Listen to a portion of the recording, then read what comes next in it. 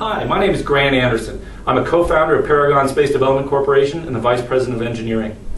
When I think of Yuri's night, I have to harken back to having stood on the launch pad in Baikonur where Yuri Gagarin launched in 1961. I was there in February of 2001 to launch the first commercial payload to space station, which Paragon had designed and built. I was treated like a VIP by the Russians. They gave me privileges with a camera to go all over Baikonur, and one of the highlights was visiting the building in which the N1 moon rocket had been built and where there were many Energias and the Buran vehicle sitting there, and I got to climb all over them and all over the gantries. Well, after the launch that went off flawlessly, we headed back to the airport, and it turned out there was a slight problem. The Russians had arranged for me to bring all my scientific gear in, but they hadn't arranged for me to take it out. So they told me to sit in the van at the airport while they fixed this situation. Well, 2 hours later, while sitting in the van, I noticed that the N1 building was across the tundra, and I thought that would be a great picture to go with all my pictures inside the vehicle. So I got out of the van and I took the picture. And simultaneous with me clicking my camera was the click of about 5 or 6 Kalashnikovs, all pointed at my chest by the security guards at the airport.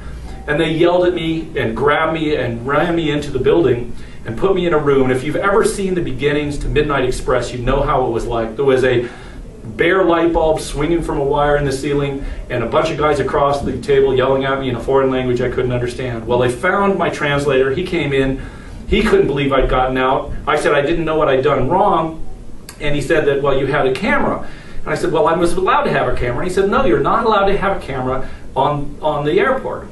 So consequently, once I found out this was a problem, I took the film out of my camera, ripped it out, showed it to them, exposed it all, and they all became smiles and everything was fine, but I had missed the private jet back to Moscow.